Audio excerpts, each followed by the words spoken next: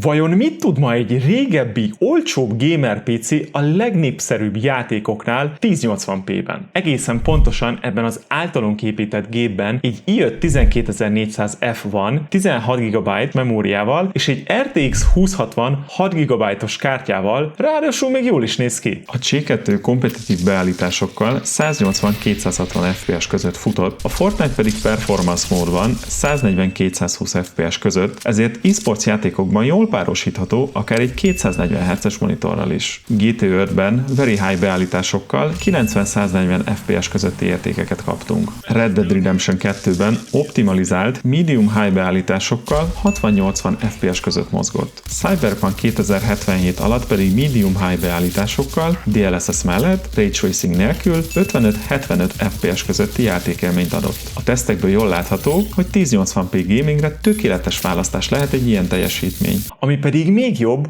hogy most a 10k off kuponkóddal mindössze 290.990 forintért a tiéd lehet ez a gamer PC teljes körű garanciával és ingyenes házhoz szállítással.